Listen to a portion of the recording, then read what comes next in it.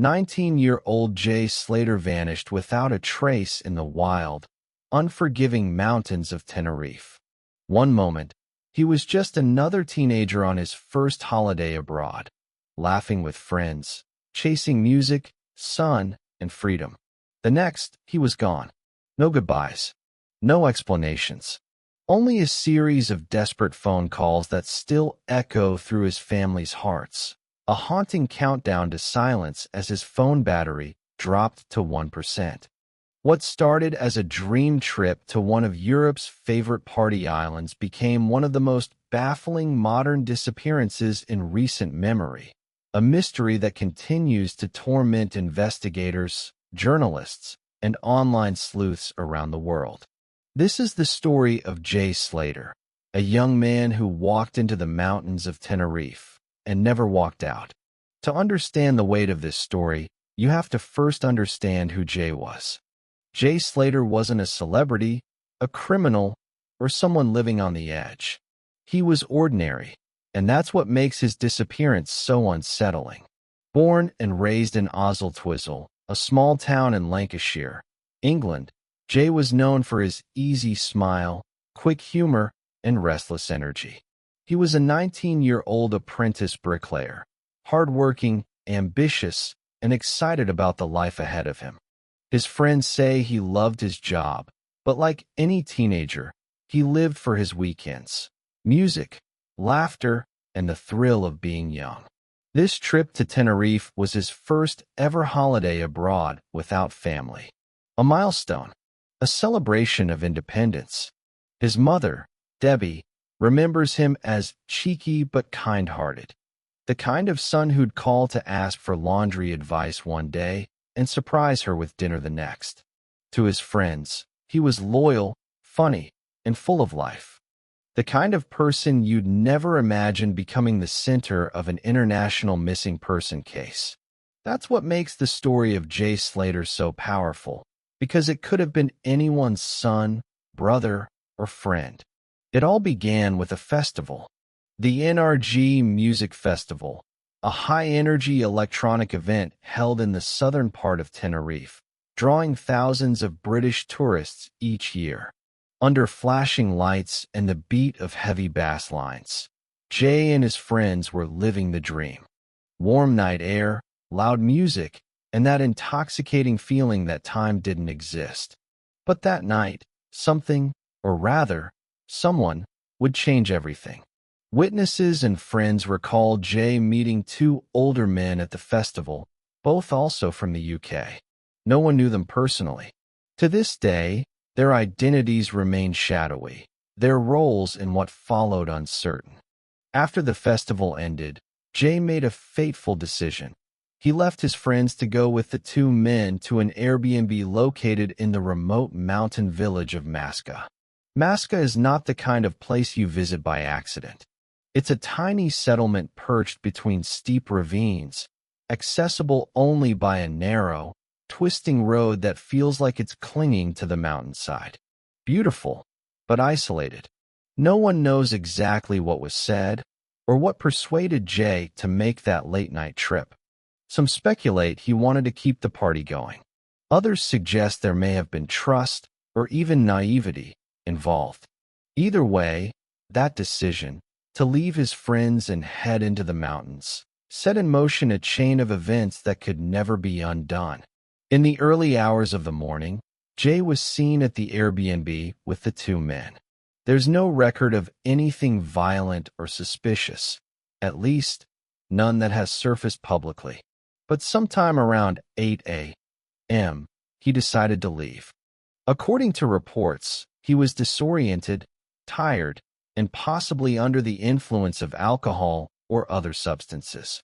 The men said he wanted to head back to his own accommodation, located 25 to 45 kilometers away, depending on the route, in Playa de las Americas, a popular coastal resort. Jay's friends told him to get a taxi. His response? He said he would walk. A 25-kilometer hike through jagged cliffs, winding mountain roads, and scorching sun, in sneakers and festival clothes. Even experienced hikers have died in those conditions. Yet, for reasons still debated, Jay started that impossible journey on foot. What followed was a series of phone calls, confused, frightened, and desperate, ending in eerie silence. The last confirmed sighting of Jay Slater was in the Tenerife Nature Reserve, a place both breathtaking and deadly. And from that moment on, he simply vanished. In the next chapter, we'll retrace Jay's final morning, minute by minute, piecing together the last known movements of a young man who should have made it home. Because somewhere in the rugged hills of Tenerife, the truth is still waiting to be found. The sun had barely risen over Tenerife's western peaks when Jay Slater began his walk. Somewhere between the mountain village of Masca and the endless stretch of the Tenerife Nature Reserve, a young man stepped into one of the most dangerous landscapes in the Canary Islands, without water, without clear direction, and, as it would turn out, without time. This would be the last morning anyone would ever hear his voice. Masca is the kind of place travel bloggers call a hidden gem. A postcard-perfect village of whitewashed houses and palm trees, tucked between cliffs that fall thousands of feet into the ocean. But beyond those winding streets lies a labyrinth of narrow trails, volcanic rock, and unforgiving terrain. The views are beautiful and deadly. Temperatures can climb rapidly after sunrise. There are no water sources, no shade, and cell service fades in and out like a ghost. It's the last place anyone should attempt to cross on foot without preparation. Yet at around 8 a.m. on June 17, 2024, Jay Slater did just that. Wearing a gray Nike t-shirt, shorts, and sneakers, he began walking downhill, heading, he said, toward the coastal town where his friends were staying. But from the start, nothing about his journey made sense. Around 8:30 a.m., Jay called his friend Lucy, who had stayed at their shared Airbnb near the resort area. His voice was shaky, uncertain. He said he'd left the two men's place and was trying to walk back, but he was lost. He mentioned that his phone battery was low, around 1%. Lucy tried to calm him down, asking him to drop his location on Snapchat.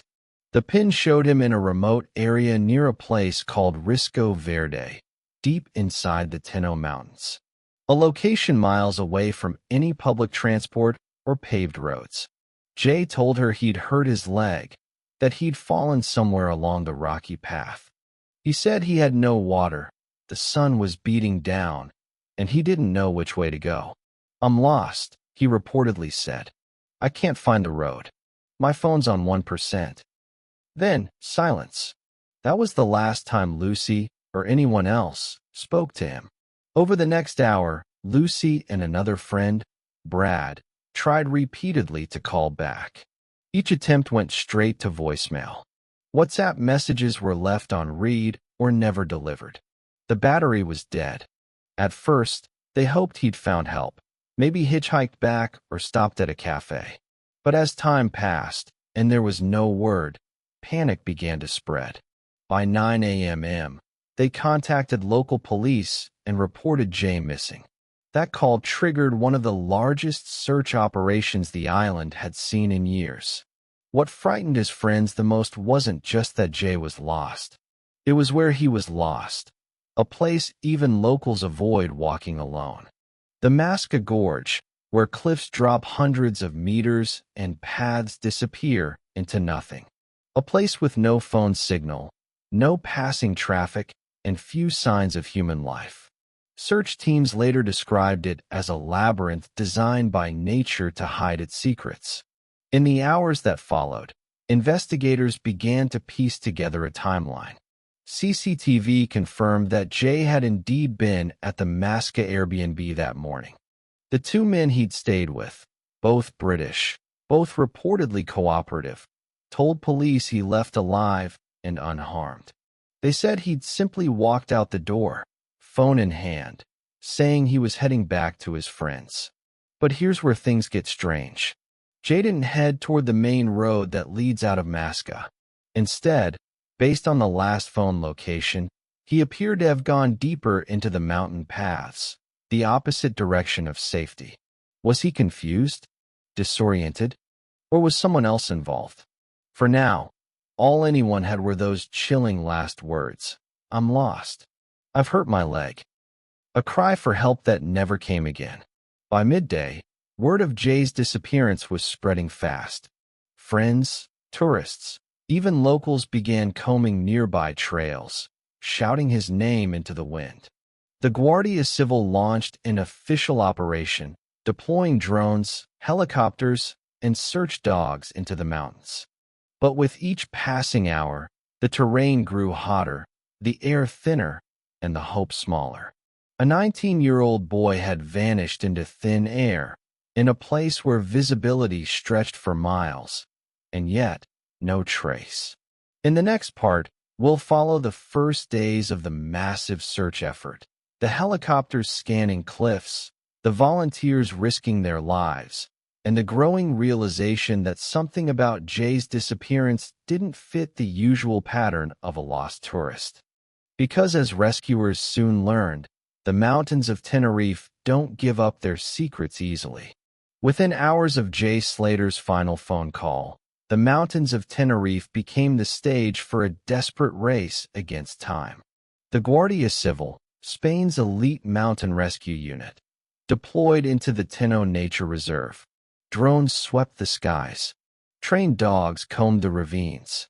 Helicopters circled over jagged cliffs that looked like the surface of another planet. For many, this was still just a missing tourist case. But for those who knew Jay, it was already something much darker, something that didn't make sense. The first day of the search was chaotic. Volunteers, locals, and other festival-goers joined police and mountain rescue experts. Every possible path out of Masca was checked, from narrow hiking trails to goat tracks leading into the ravines. The temperature soared past 30 degrees Celsius.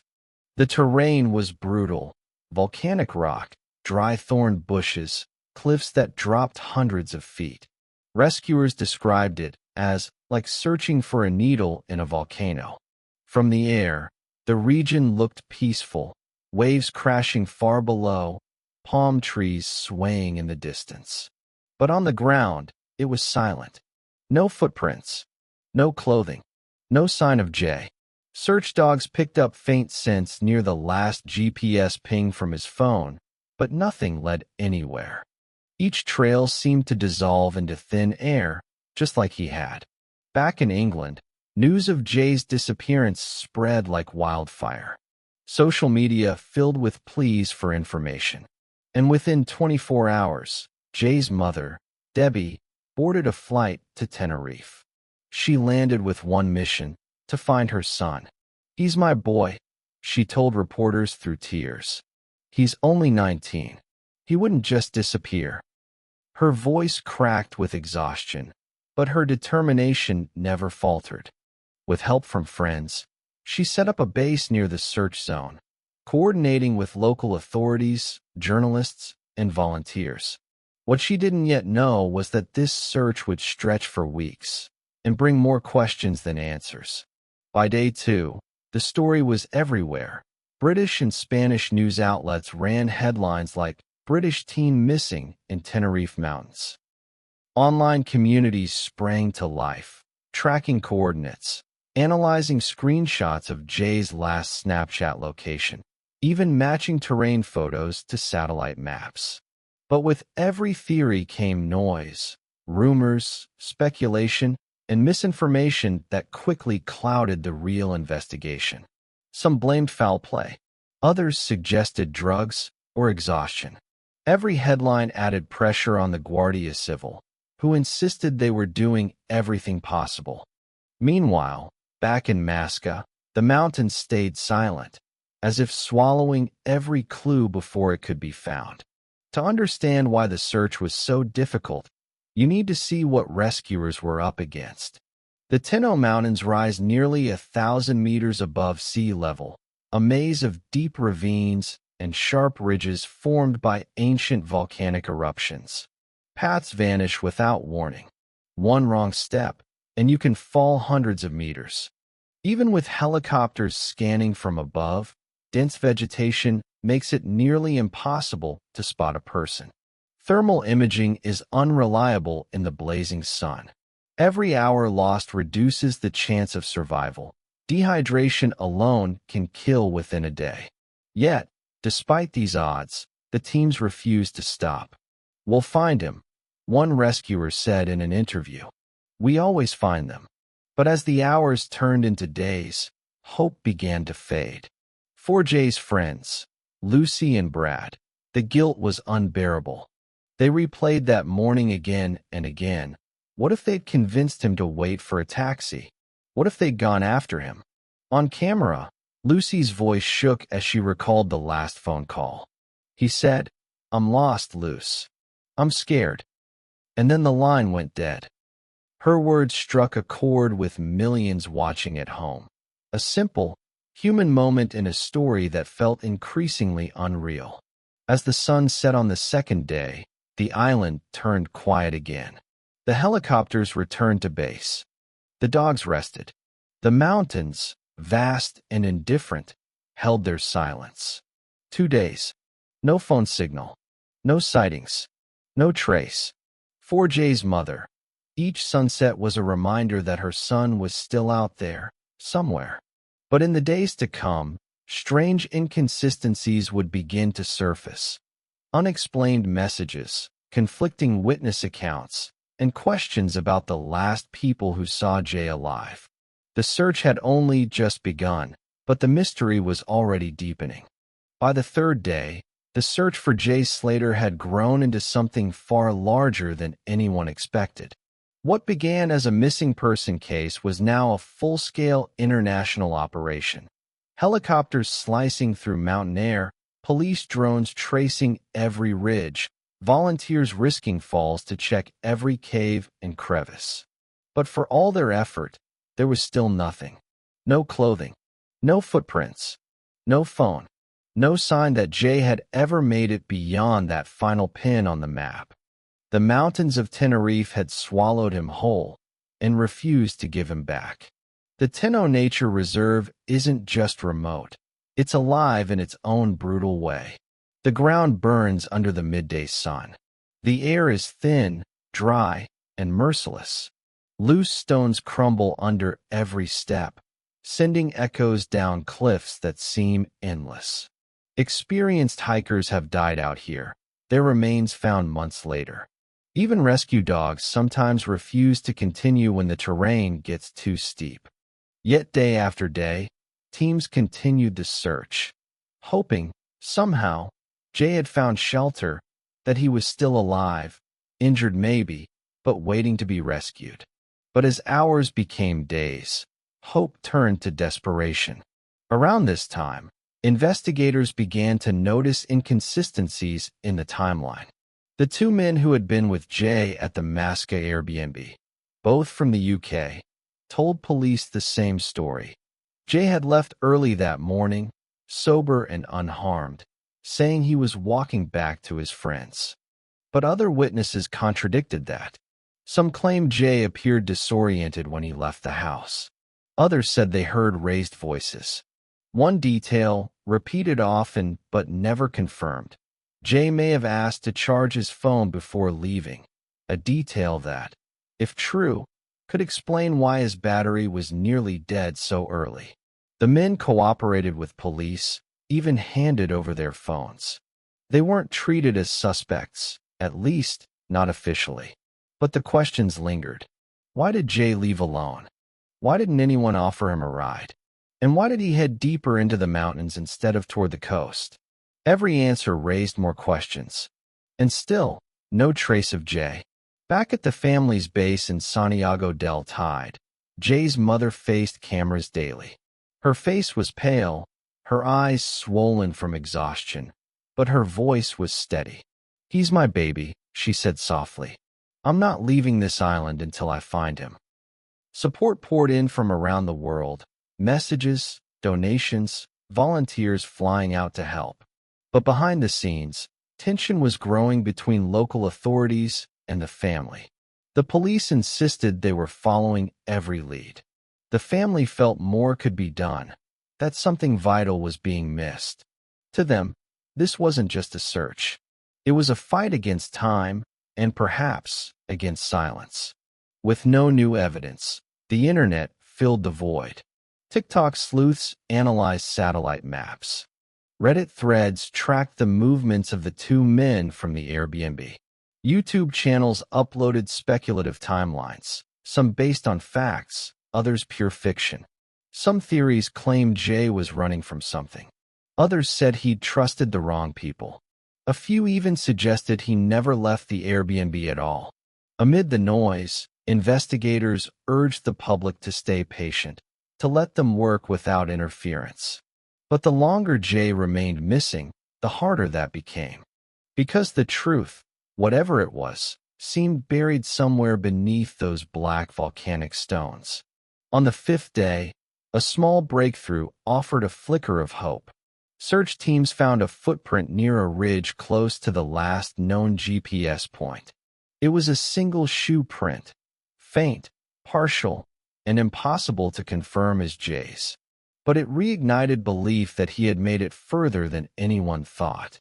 Drones were redeployed to sweep that area again. Sniffer dogs followed.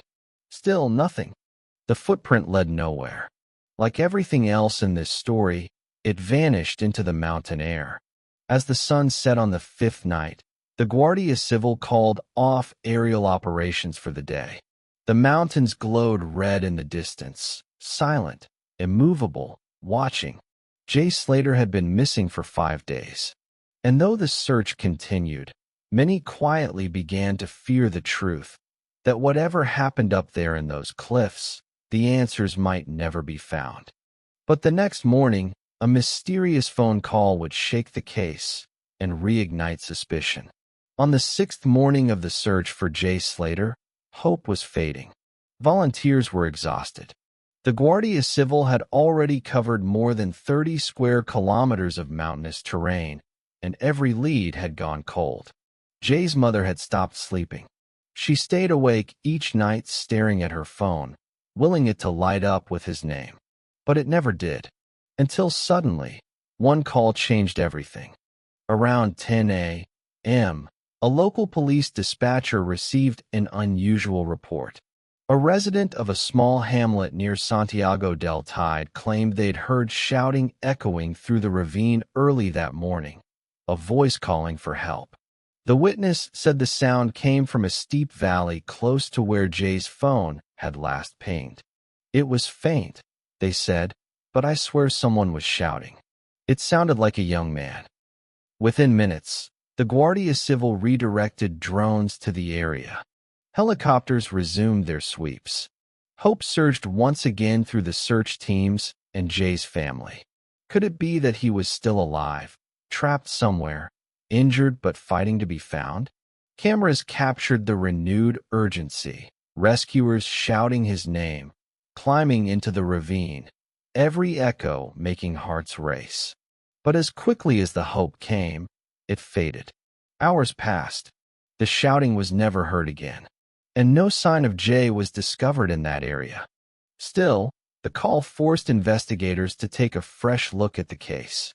For the first time, they began considering the possibility that Jay hadn't simply wandered off course, that someone else might have been involved. Detectives revisited the Airbnb in Masca.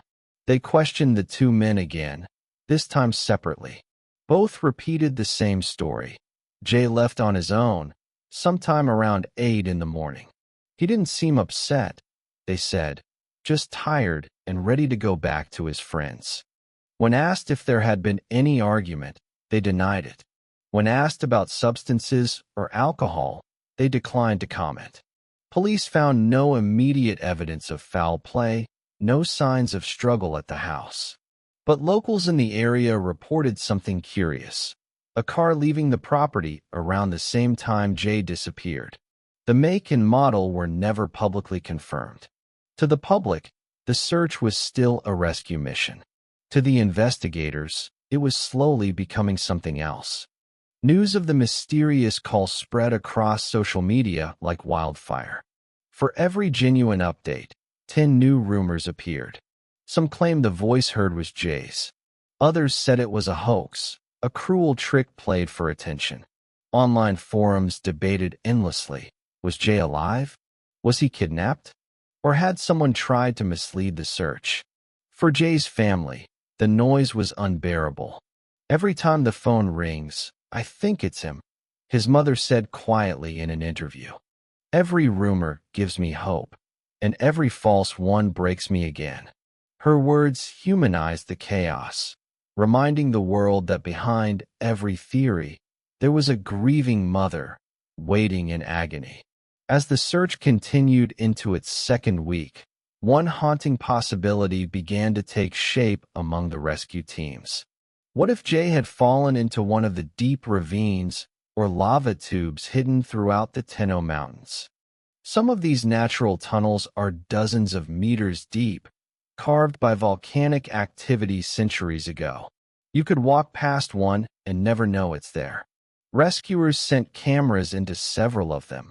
Narrow, claustrophobic holes where only light could travel. Nothing. Yet, the theory lingered. Because in the Tenerife Reserve, if you fall in the wrong place, you can vanish completely, beyond signal, beyond sound, beyond discovery.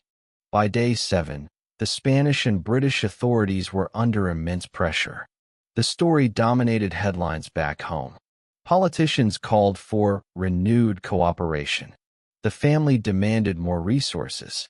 The Guardia Civil doubled their manpower, adding thermal imaging drones and divers to check hidden wells and reservoirs. But every search ended the same way, with nothing. Jay Slater had now been missing for a full week. A week with no clothing found, no wallet, no phone, and no confirmed sightings. It was as if the island itself had erased him. But as frustration built, a new clue would soon emerge, one that shifted the focus entirely.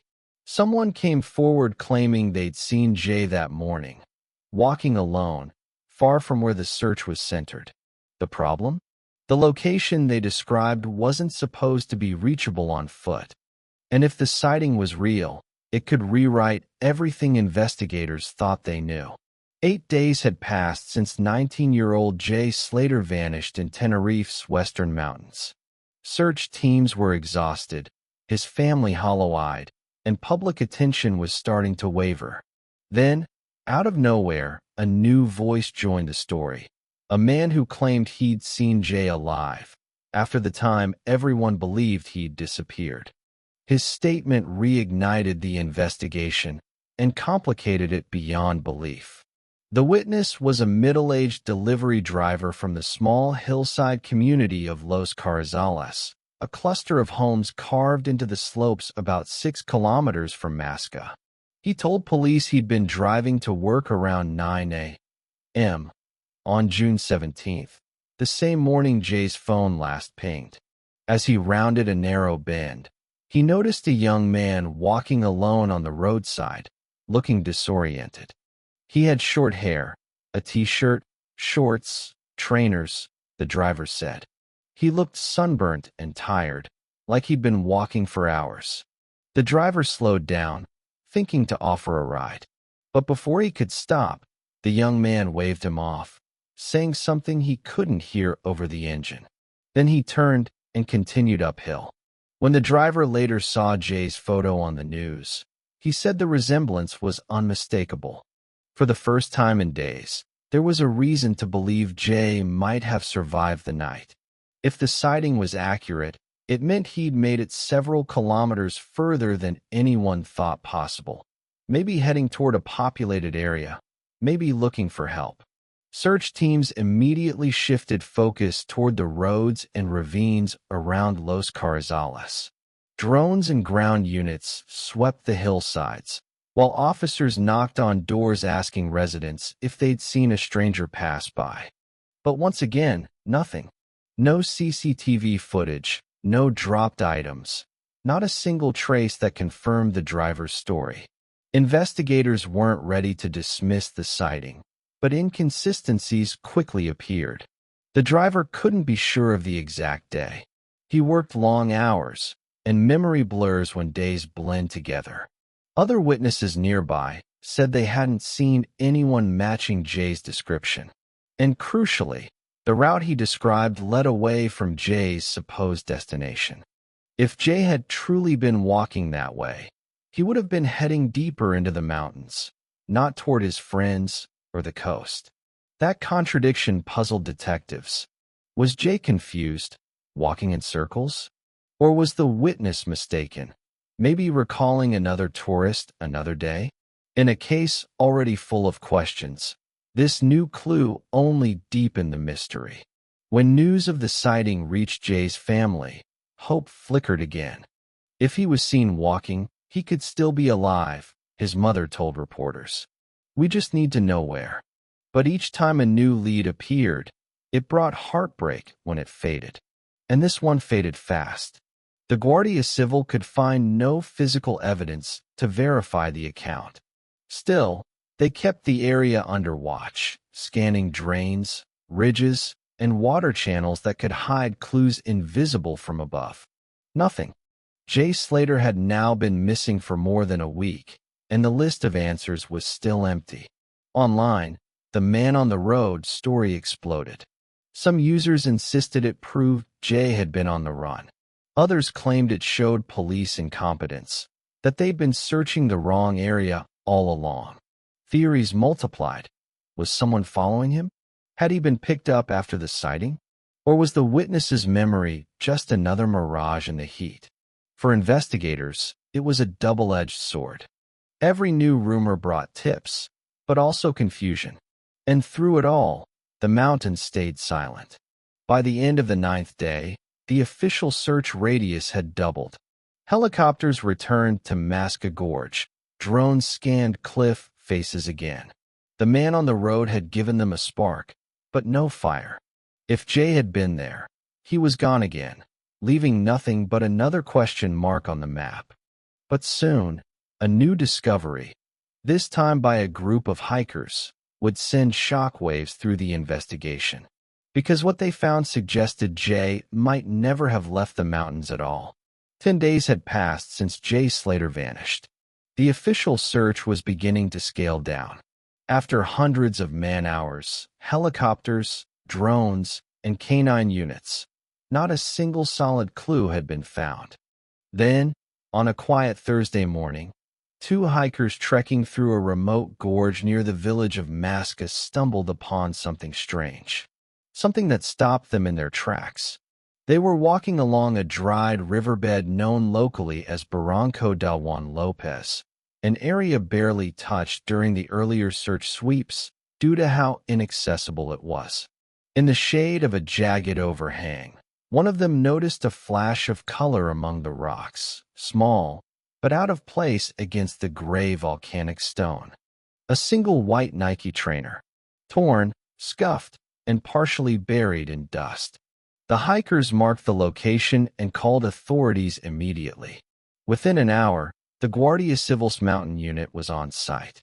The shoe was bagged, photographed, and sent for analysis. Its size matched Jay Slater's reported footwear, UK9. But without DNA or any personal identifier, it wasn't enough. It could have belonged to anyone. Still, it was the first physical object found in 10 days, and for a brief moment, it reignited the hope that Jay's trail might finally be reappearing. The gorge where the shoe was found was brutally difficult terrain. Cliffs rising like walls on both sides, loose stones, and sudden drops into shadowy caverns. Rescue teams returned with ropes and thermal drones, searching every ridge and ledge. For the first time, cadaver dogs were introduced, a sign that hope of finding Jay alive was fading. The dogs showed interest in several areas, but nothing conclusive. No other personal items were found. No clothing, wallet, or phone. Just that single shoe. It was both a clue and a cruel reminder of how easily a person can disappear in these mountains. Jay's mother visited the site herself days later, escorted by police.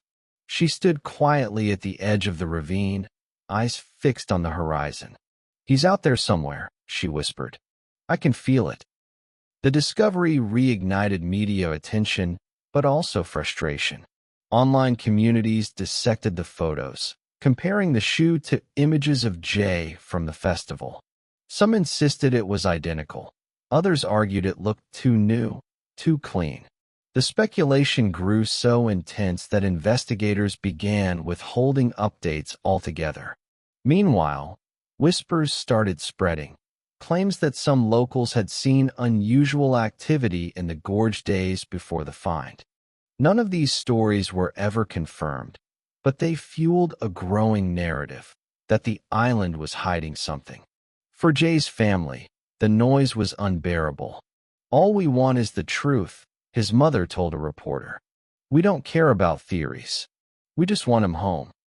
After 2 weeks of intense searching, the Guardia Civil officially changed the classification of the case.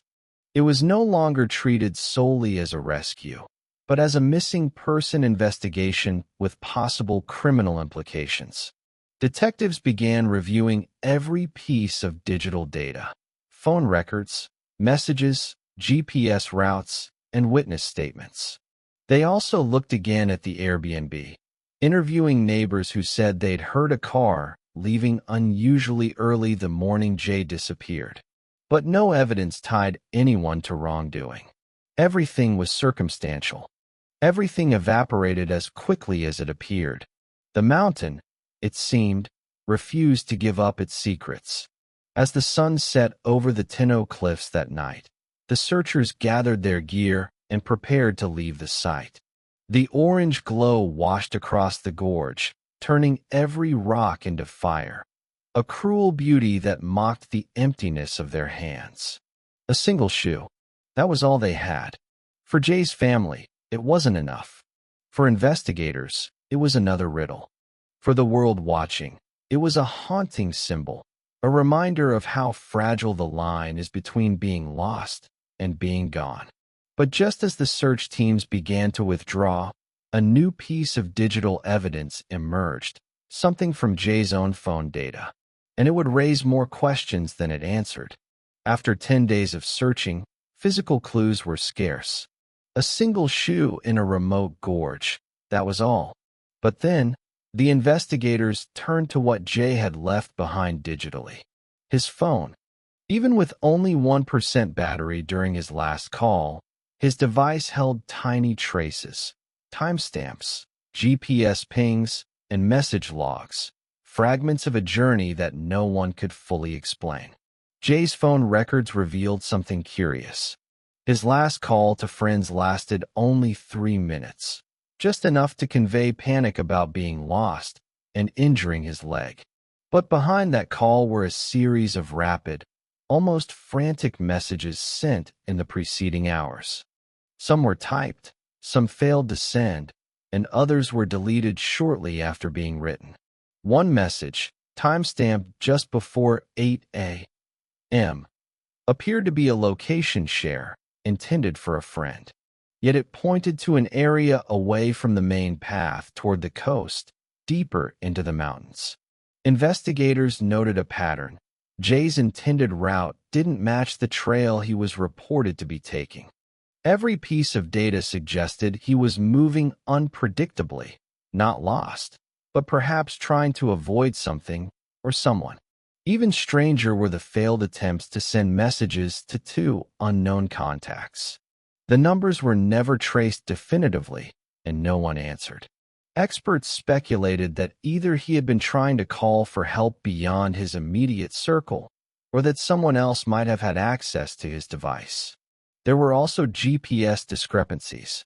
One ping placed him near a steep ravine at 8:15 a.m., but a second ping, only 12 minutes later, suggested he had moved several kilometers uphill. For investigators, the movement was impossible on foot in that terrain, at least for someone unprepared. Something about Jay's route didn't make sense. Digital forensic experts concluded 3 possibilities. Jay was disoriented, moving erratically through dangerous terrain. Someone else may have influenced his path. The phone data had been tampered with, either accidentally or deliberately. Each theory raised more questions than answers. If he was alone, how could he traverse such distances in minutes? If someone was with him, why wasn't there a witness or security footage? And if the data had been altered, who could have done it, and why? For Jay's family, the technical details were secondary to one fact. Their son was still missing. "All these numbers and maps don't matter to me," his mother said. "I just want him home." Yet the digital trail gave them something they hadn't felt in days, a thread, however fragile, that suggested Jay had been moving, alive, after his last known sighting. The data raised questions that no one could answer. Was Jay lost, or was he deliberately led into danger? Was someone else involved, guiding him through the mountains? Or had his panic caused him to move in ways that seemed impossible? And as digital experts dug deeper, they discovered one last anomaly, a location ping that didn't fit any known path, a place no hiker should have been able to reach. That mysterious ping would become the next crucial piece of the puzzle, a clue that could finally point investigators toward a breakthrough or deepen the shadow over Jay Slater's disappearance forever. If you want, I can continue with Part 9, The Impossible Location, where investigators explore that final GPS anomaly and uncover a clue that challenges everything previously believed about Jay's journey. After weeks of searching the rugged Tenno Mountains, investigators focused on a single piece of digital evidence, a GPS ping from Jay's phone that defied all logic. The coordinates placed him in a location inaccessible by foot, with sheer cliffs on all sides and no nearby trails. A place so remote, even experienced hikers avoided it. If the ping was accurate, it meant one of two things. Jay had somehow reached an impossible point, or someone had been with him. The Guardia Civil dispatched a specialized mountain team to reach the location. They approached with extreme caution. The terrain was not only treacherous but unstable. Loose volcanic rock and steep ravines made even the first steps dangerous. When they arrived, there was nothing. No footprints, no clothing, no backpack. Only jagged rocks and the echo of wind through the cliffs. Yet, the location was real. The coordinates matched the phone data. For investigators, this presented a chilling possibility. Either Jay's phone had been moved after he vanished, or someone had brought him here. Experts began debating how the ping could be explained. Natural error. Could a weak signal in the mountainous terrain have caused a false GPS reading? Possibly, but the data was precise and consistent across multiple devices. Tampering. Someone could have manually moved the device to mislead rescuers. But who would do this and why? Accompanied by someone. If Jay was alive at this point, he may have been guided to this impossible location against his will. Each scenario implied something unnerving. The mountains were no longer just a natural barrier. They might have concealed deliberate actions. Investigators re-examined the man on the road, sighting in light of this new GPS anomaly. Could Jay have been walking in circles? Or had he been intercepted after leaving the road? Police also reviewed statements from locals near Masca. Some recalled seeing a young man, alone, moving strangely on the trails. Others mentioned a car parked near a seldom-used path. None of the accounts could be confirmed. But in combination with the impossible location, a picture began to emerge. Jay's disappearance may not have been accidental. For Jay's family, the GPS data was both hopeful and terrifying. If he was there, he could still be alive, or someone could have been with him, his mother said, voice trembling. Every new piece of evidence blurred the line between hope and fear. The mountains were no longer just a hiding place. They might have been a stage for something far more sinister. With this new GPS anomaly, investigators expanded their search perimeter and revisited all paths around the cliffs. Drones scanned from dawn to dusk. Thermal cameras picked up nothing. Sniffer dogs followed every scent, finding only the wind. And yet, one question loomed over everyone. How could a 19-year-old boy, alone and injured, end up in a place no human could reach on foot? The mountains had kept their secret for now. But soon, the story would take another chilling turn as the searchers discovered evidence that something or someone had been there with Jay. Following the GPS anomaly, the Tenno Mountains became a place of whispered questions. Investigators had pinpointed a location impossible to reach on foot. Yet when teams returned with ropes, drones, and sniffer dogs, they found something else, subtle, almost imperceptible signs that someone else had been there with Jay. A search team discovered small impressions in the soft volcanic soil, footprints that did not match Jay's shoe size. They were partial, disturbed, and fleeting, but they suggested another person had moved through the ravine recently.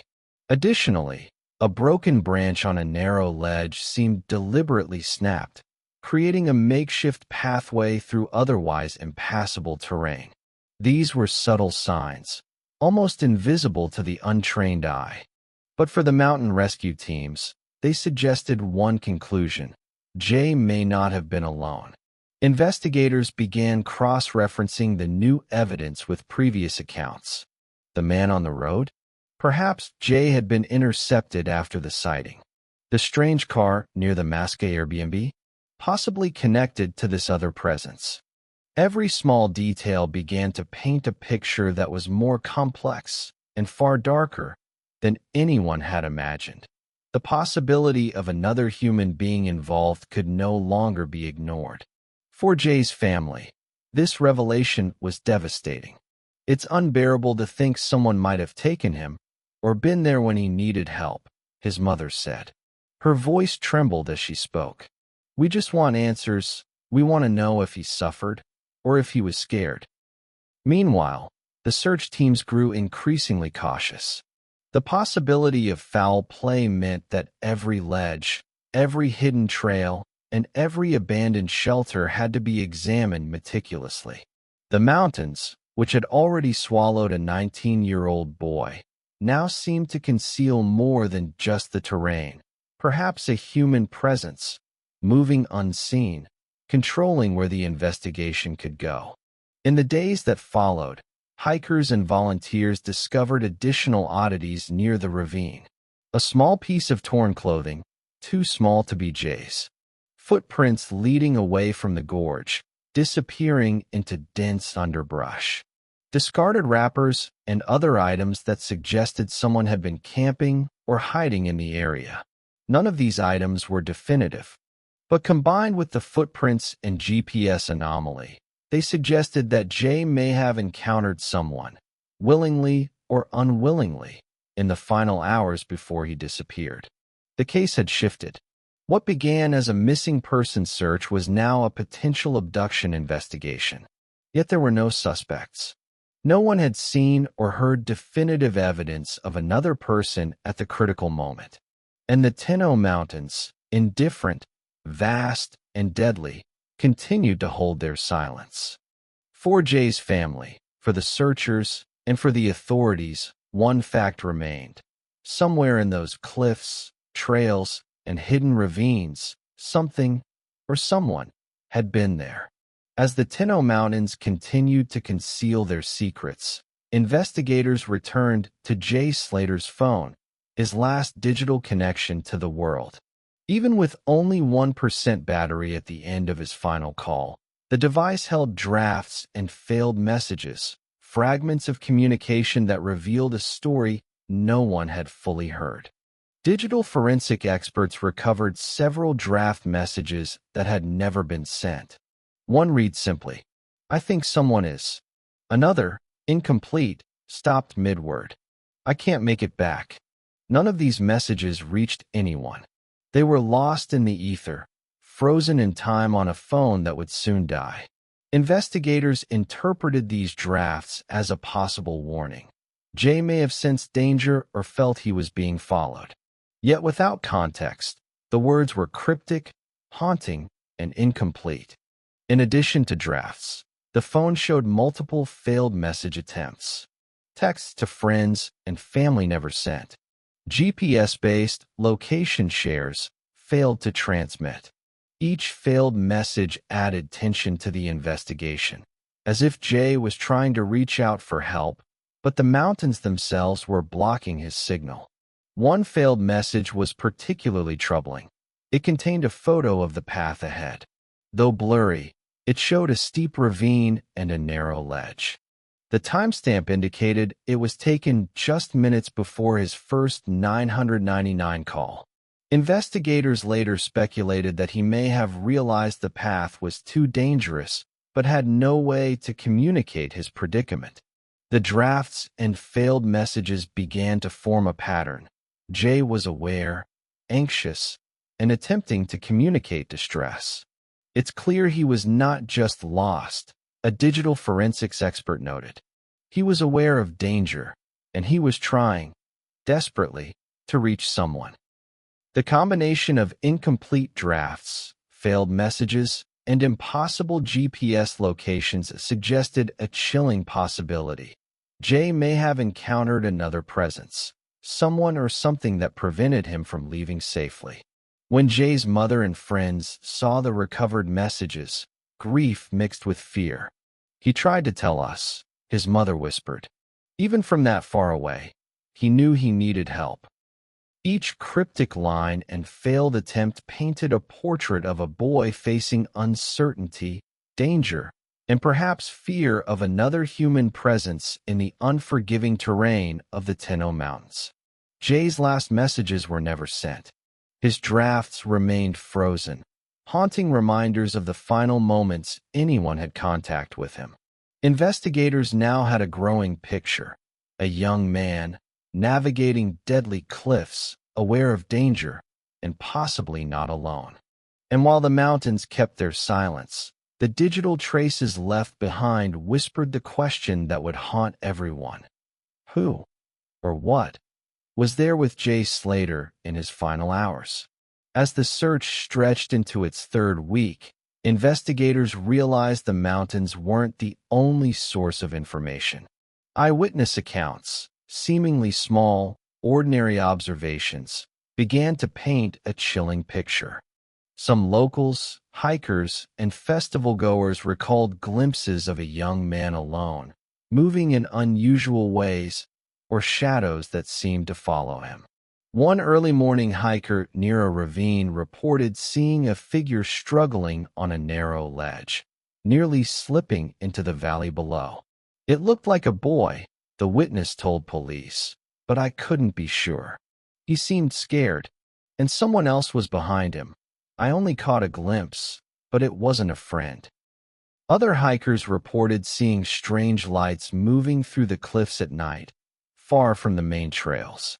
Some dismissed them as flashlights from the search teams.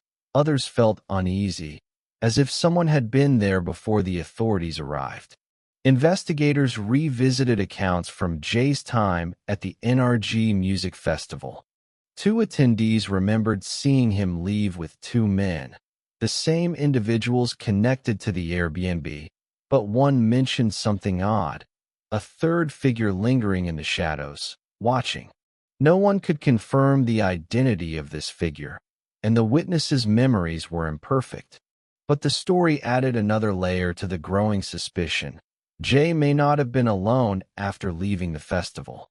Residents near Masca and Los Carrizales reported unexplained activity in the days following Jay's disappearance. A car seen parked near abandoned trails, leaving suddenly when someone approached.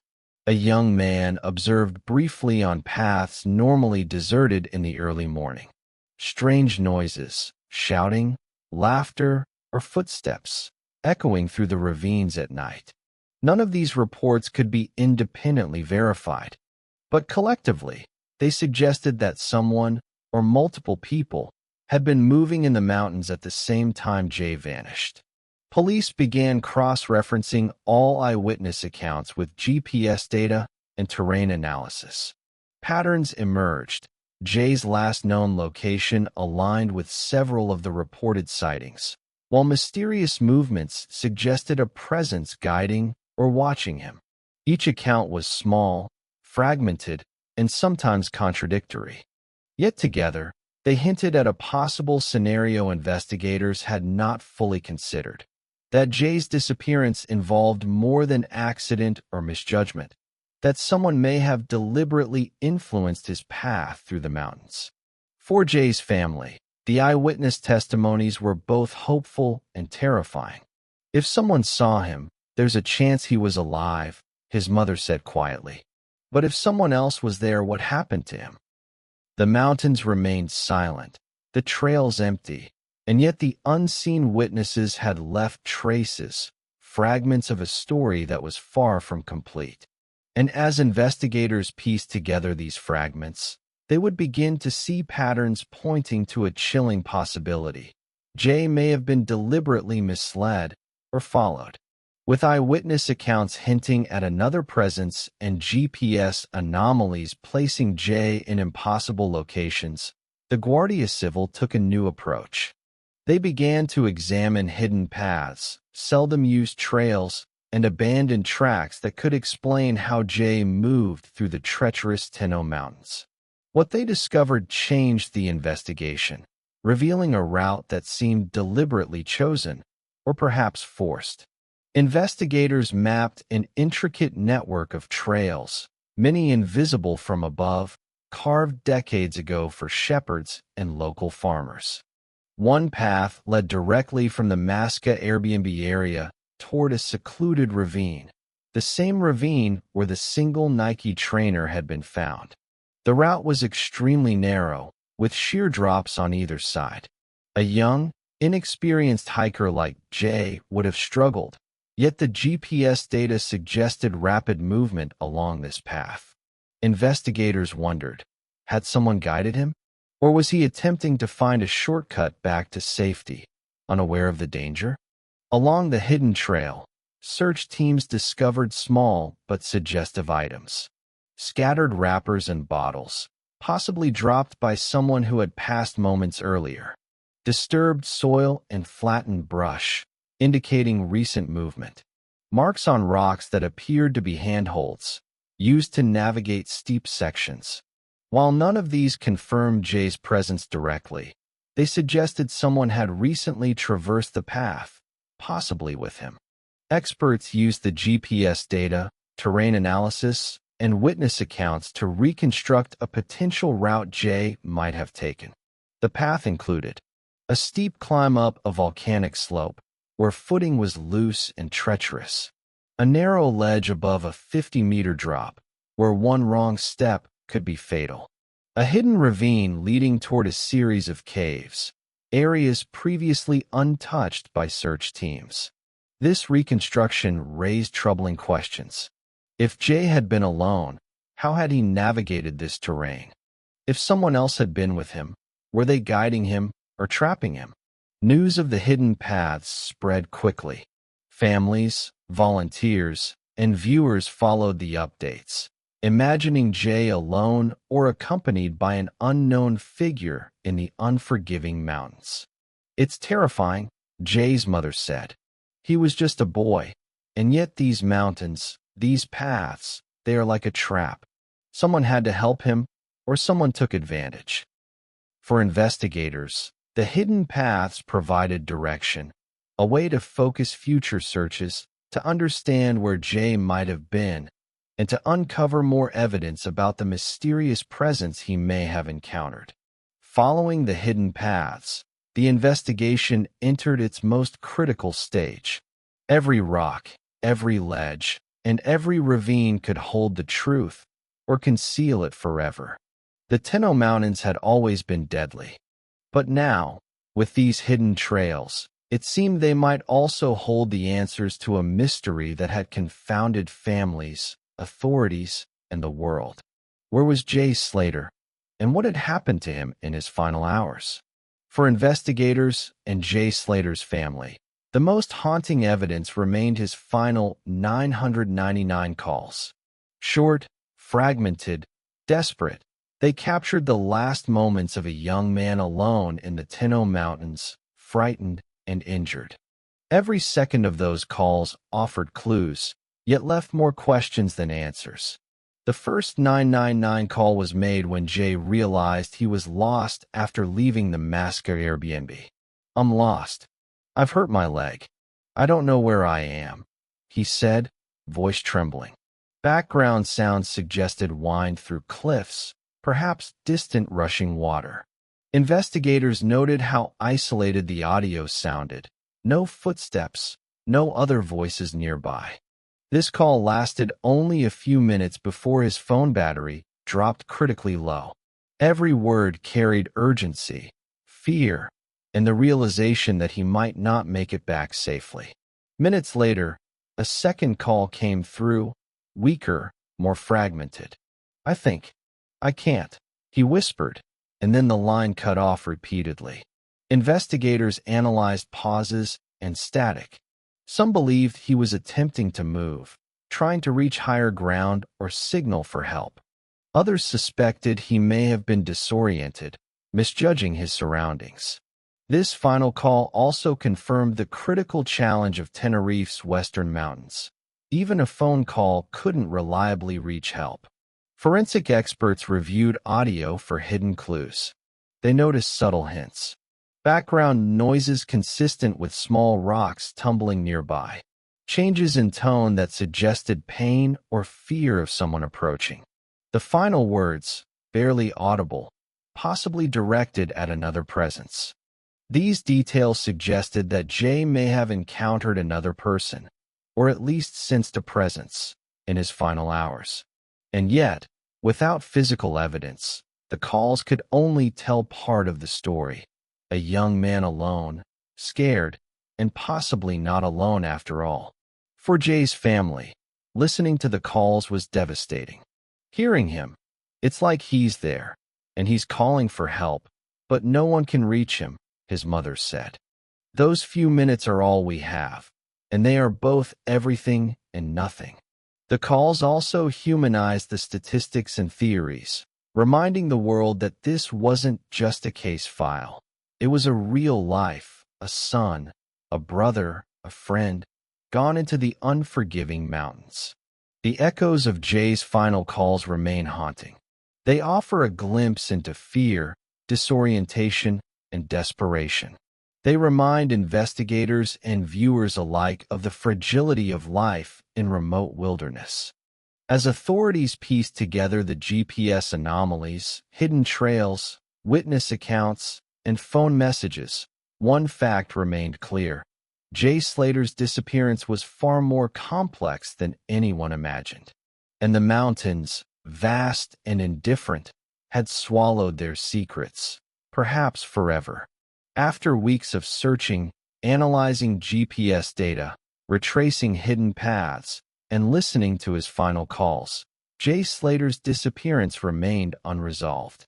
The mountains had given investigators fragments, a single shoe, faint footprints, cryptic messages, and whispers of another presence.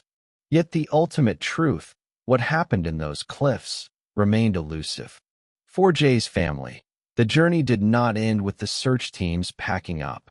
His mother, father, and friends continued to campaign, visiting Tenerife, raising awareness, and speaking to authorities. They held vigils, plastered missing posters, and kept the hope alive that a miracle might occur.